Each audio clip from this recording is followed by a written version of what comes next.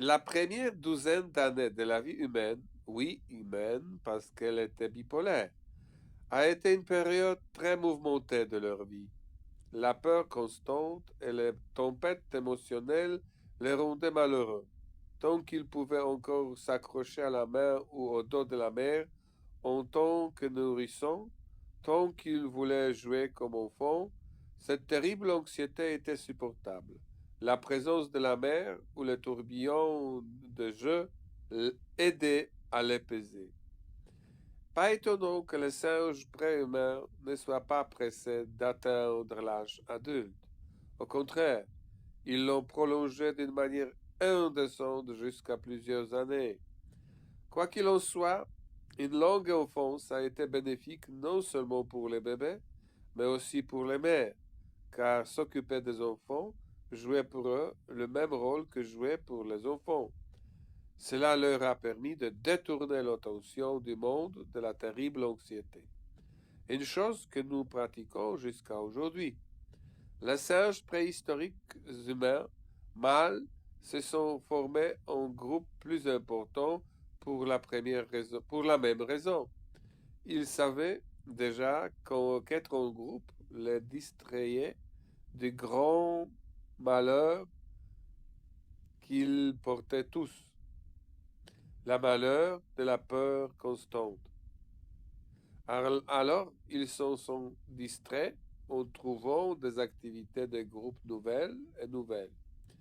Les hommes avec une psychose, dont le potentiel de pôle d'anxiété était le plus bas, et ceux d'entre eux qui avaient assez d'intelligence et de force, pouvaient consacrer plus de temps aux questions animales ordinaires, telles que manger, dormir et surtout copulation. Par conséquent, on peut supposer que les personnes ayant une anxiété inférieure ont transmis ce gène plus facilement à leur progéniture que celles ayant un potentiel de pôle d'anxiété plus élevé. Imaginons donc à quel point l'angoisse des singes anthropoïdes a dû être grande, puisque même aujourd'hui, après plusieurs millions d'années d'évolution et l'élimination progressive des gènes de la haute anxiété, nous considérons toujours notre anxiété comme insupportable. Est-il si difficile d'imaginer alors que malgré tous les efforts, peut-être même tous les singes préhistoriques humains sont-ils tombés dans une psychose post-dépressive après une période de dépression? Ils semblaient redevenir des singes ordinaires parce qu'ils étaient dépourvus d'anxiété.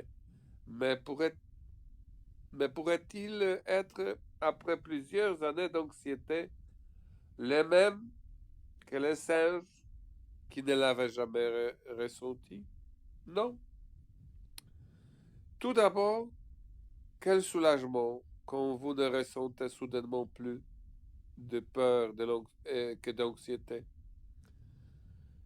Quiconque a eu l'occasion d'utiliser l'un des médicaments anxiolytiques, parce qu'il existe, le sait bien. Mais c'est une mauvaise comparaison avec le soulagement ressenti par une personne qui, après avoir souffert pendant de nombreuses années de l'anxiété, en sera soudainement libéré. S'il y a un paradis, c'est ainsi qu'il faut s'y sentir. Ainsi, les singes préhumains, bien qu'à la fin de leur vie, comme les singes animaux, ne ressentent pas de peur. Contrairement à ces derniers, ils reconnaissent un état mental que nous appelons le bonheur. C'est aussi que naît la contemplation des sentiments non animaux, mais typiquement humains. Dans le cas de ces créatures préhumaines primitives, ce n'était bien sûr que la sémence de ce que nous entendons maintenant par contemplation.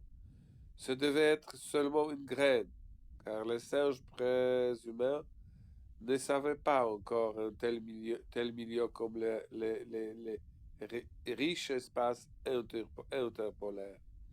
Il n'y avait pas encore de mots, pas de pensées, pas de sentiments, Mais ces derniers a juste commencé à germer au plus tôt. Et cela est devenu l'expérience du malheur, de l'angoisse, puis de la libération.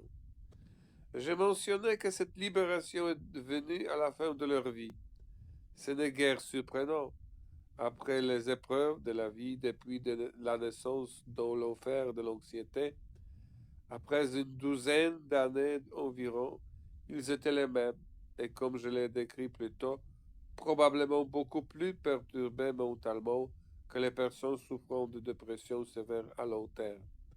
Et tout comme nous, contemporains, il y a des millions d'années, les ancêtres vivants de l'homme ont appris le goût du bonheur de la vie sans anxiété. Et c'était suffisant pour qu'ils soient pleinement satisfaits. Souvent, ils ont alors cessé de s'occuper de la nourriture et de la sécurité. Dans de telles conditions, il n'était pas difficile de mourir. Et ils sont morts très vite, mais ils sont morts heureux. Les jeunes singes, les malheureux, apprenaient une leçon importante en regardant le sort de leurs parents plus âgés, à savoir que leur vie ne sera pas éternellement odieuse. Ainsi, un autre matériau, l'espoir, est né dans l'espace interpolaire primaire. Et il est important de noter que le premier espoir est né, et ce n'est qu'à la fin de la vie qu'un autre élément de cet espace est apparu, le sentiment du bonheur. Il est clair que l'espace interpolaire a été minutieusement construit comme un remède à la folie de l'angoisse, comme une arme contre son pouvoir destructeur. Et cet espace doit son origine à ce que nous appelons maintenant la psychose dépressive, post-dépressive. L'animal humanoïde, libéré de l'anxiété, est étonné de cet événement soudain, de l'étonnement qui est un phénomène de la frontière, à la frontière des capacités psychologiques des autres animaux. Et ce n'est qu'un petit pas vers quelque chose qu'aucun autre animal sur Terre ne peut faire, à l'autoréflexion.